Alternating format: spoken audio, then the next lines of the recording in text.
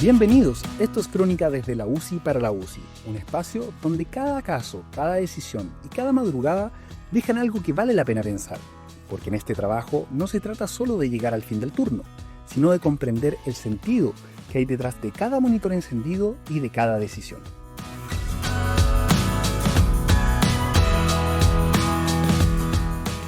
Hoy hablaremos de un tema que enfrentamos todos los días, pero que ha cambiado de manera radical. Me refiero a la sepsis y el shock séptico. Lo que antes dábamos por hecho, hoy lo miramos con otros ojos. Por eso los invito a revisar qué cambió, por qué cambió y sobre todo qué significa todo esto para nuestra práctica clínica. Para este episodio me basé principalmente en un artículo publicado en el año 2023 en la revista Microorganisms, titulado Manejo de la sepsis y el shock séptico. ¿Qué hemos aprendido en las últimas 2 décadas? Junto con otras revisiones complementarias. Es un texto claro y bien estructurado que resume cómo ha evolucionado nuestro entendimiento sobre la sepsis. Probablemente me quedaré corto en algunos aspectos, pero lo importante es que nos permite ordenar la historia de esta entidad y recordar dónde estamos parados hoy. El punto de partida de esta revolución es la definición misma. Y aunque parezca algo básico, fue lo que cambió todo. Si retrocedemos al año 1991, la sepsis se definía según el famoso SIRS, la respuesta inflamatoria sistémica, que incluía fiebre, taquicardia, leucocitosis, en fin. Una lista que servía como una red de pesca muy amplia. El problema es que el SIRS era sensible, pero casi nada específico. Un trauma, una pancreatitis, un posoperatorio, todo podía cumplir criterios de SIRS. En el año 2001 llegó el Sepsis 2, que intentó afinar la definición, pero sin un cambio real del paradigma. Seguíamos centrados en la inflamación. El giro de verdad vino en el año 2016 con el Sepsis 3, que dejó atrás el SIR como un eje central y el foco pasó a la disfunción orgánica. La sepsis dejó de ser una respuesta inflamatoria frente a una infección para entenderse ahora como una respuesta desregulada del huésped que causa daño orgánico. Un cambio de mirada que parece semántico, pero que redefinió todo lo que hacemos. Hoy entendemos que en la sepsis coexisten dos fuerzas, una respuesta proinflamatoria exagerada y al mismo tiempo una respuesta antiinflamatoria compensatoria. Ese desequilibrio, esa respuesta dual y desordenada, termina llevando a la disfunción orgánica y a la inmunosupresión. Para medir ese daño usamos la escala de SOFA, que evalúa la función de distintos órganos.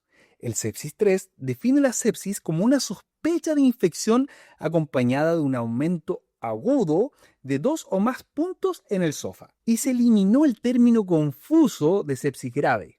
El shock séptico quedó redefinido como sepsis con necesidad de vasopresores para mantener una presión media mayor o igual a 65 milímetros de mercurio junto con un lactato elevado, incluso después de una reanimación adecuada. Este cambio fue clave. Pasamos de medir inflamación a medir gravedad y riesgo de muerte. La siguiente pregunta puede parecer obvia, pero ¿cómo identificamos estos pacientes de forma precoz? Aquí entra en escena el Quick SOFA, una herramienta sencilla con 3 criterios: alteración del estado mental, presión sistólica menor o igual a 100 milímetros de mercurio y frecuencia respiratoria igual o superior a 22 por minuto. El Quick SOFA es especialmente útil fuera de la UCI, sobre todo en el servicio de urgencias, porque en ese contexto identifica mejor a los pacientes con riesgo de mal pronóstico en comparación con el antiguo SIRS. Pero ojo, y esto es importante, no fue diseñado como un método de detección único. Su sensibilidad es baja, por lo que puede pasar por alto algunos casos. Las guías de la campaña Sobreviviendo a la Sepsis del año 2021 lo aclaran. El Quick SOFA puede ser un llamado de alerta, pero no debe usarse como una única herramienta para diagnosticar sepsis. Vayamos ahora al núcleo del manejo, la reanimación inicial. El punto de inflexión llegó en el año 2001, con el estudio de Immanuel Rivers, publicado en el New England, donde se propuso la terapia precoz dirigida por objetivos, que es básicamente un protocolo de 6 horas con un objetivo hemodinámico preciso, PVC entre 8 y 12, PAM sobre 65 y saturación venosa central sobre 70%. Si no se alcanzaban, había que transfundir o agregar dobutamina. El resultado fue contundente, una caída significativa de la mortalidad, lo que convirtió a la terapia precoz dirigida por Metas en el estándar mundial durante más de una década. Pero este estándar no duró mucho. Entre el año 2014 y 2015, los estudios PROCESS, ARISE y PROMIS compararon la terapia dirigida por Metas con el manejo habitual, y ninguno mostró diferencias en mortalidad. Años después, el metaanálisis PRINCE confirmó lo mismo. La terapia dirigida por Metas ya había dejado de marcar la diferencia. ¿Pero por qué se observó esto? Bueno, para aquel entonces y en la actualidad, el manejo habitual ya había mejorado enormemente. Ya estábamos volemizando precozmente, iniciando antibióticos sin demora y monitorizando mejor. El protocolo de Rivers había cambiado la cultura, pero su estructura rígida había quedado obsoleta. Además, entendimos que algunos de sus objetivos eran fisiológicamente débiles. La presión venosa central es un mal predictor de respuesta a fluidos, y una saturación venosa central normal o elevada puede reflejar una mala extracción de oxígeno a nivel tisular. Así que dejamos atrás los objetivos fijos y pasamos a un enfoque individualizado, guiado por perfusión y contexto clínico. Comenzamos a mirar marcadores de perfusión como el lactato, el gradiente venoarterial de CO2 y hasta el tiempo de llenado capilar. El estudio Andromeda Shock, publicado en el año 2019, no el de ahora, el 2019, comparó la reanimación guiada por lactato versus la guiada por tiempo de llenado capilar y mostró que esta última resolvía el shock más rápido y con menos fluidos. Hoy, la reanimación se basa en una combinación de indicadores clínicos y metabólicos más que un número fijo a seguir. Y hablando de fluidos, ¿qué dar y cuánto dar? Los coloides sintéticos, en especial los hidroxietilalmidones, quedaron fuera de juego después del año 2012, cuando se demostró que aumentaban la mortalidad y la necesidad de diálisis. La albúmina, en cambio, tuvo resultados más matizados. El estudio SAFE y Albius mostraron diferencias claras frente a cristaloides, aunque el Albius sugirió un posible beneficio en pacientes con shock séptico. Por eso, las guías actuales recomiendan considerar la albúmina solo cuando ya se han administrado grandes volúmenes de cristaloides. Y con los cristaloides viene otro debate. ¿Soluciones balanceadas versus el típico fisiológico al 0,9?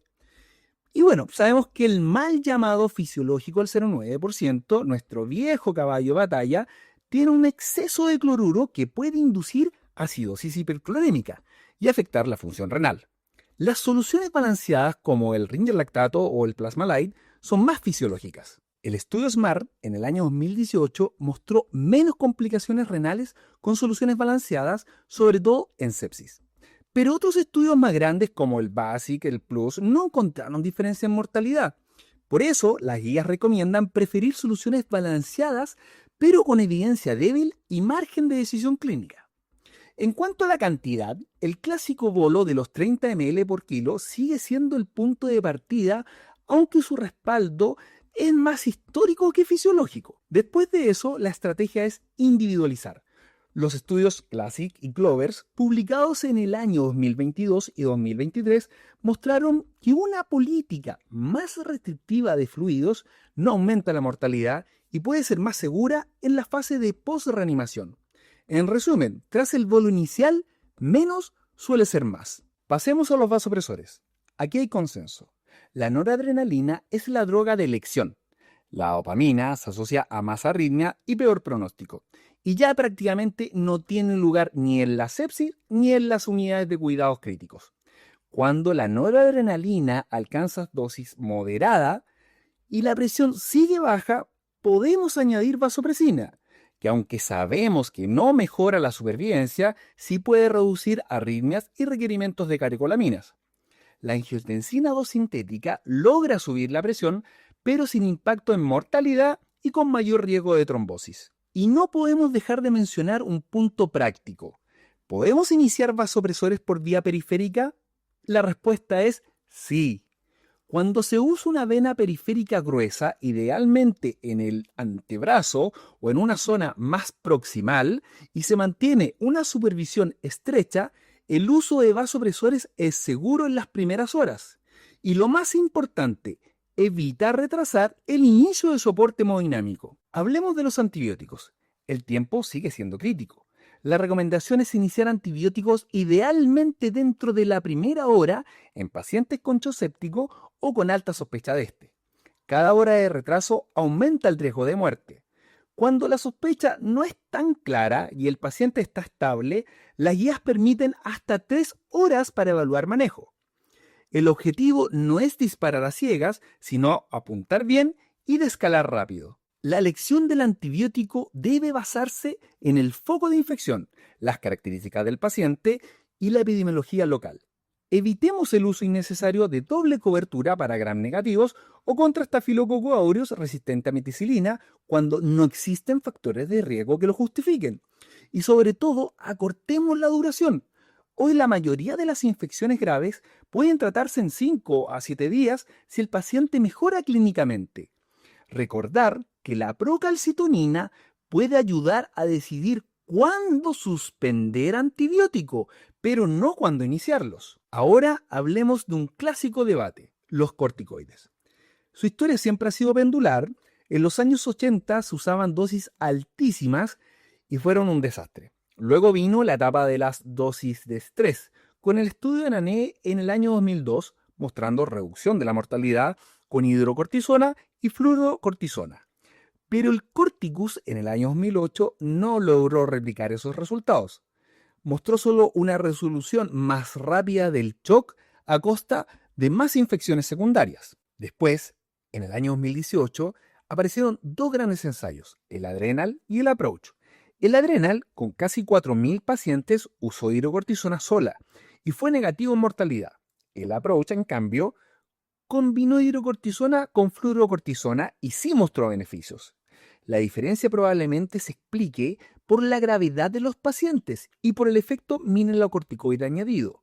Pero incluso los metaanálisis más recientes siguen mostrando resultados mixtos. Hoy la conclusión es prudente. Los corticoides aceleran la reducción del shock, pero no reducen la mortalidad de forma consistente. Las guías recomiendan usarlo solo en pacientes con shock refractario a vasopresores una vez asegurada la reanimación adecuada. Antes de cerrar, vale la pena mencionar brevemente otros tratamientos que también han dejado su huella en esta historia.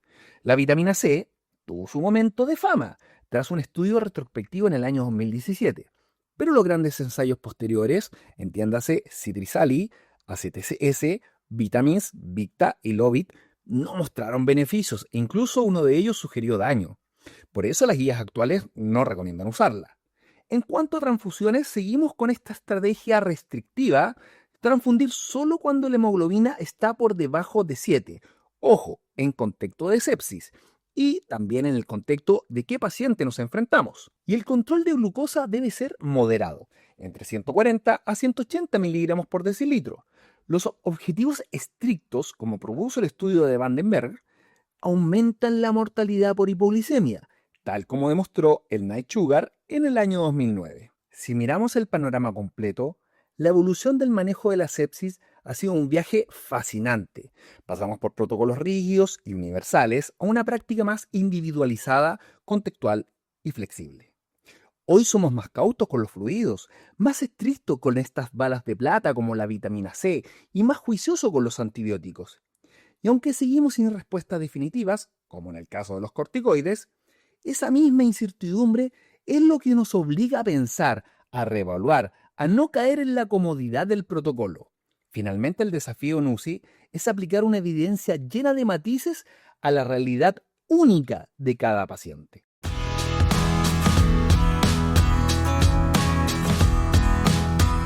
Nos escuchamos en el próximo episodio. Mientras tanto, que cada pase de visita sea un pequeño laboratorio. Menos rito, más razón. Menos culto al número, más ciencia básica bien fresca en la mente. Esto fue Crónicas desde la UCI para la UCI.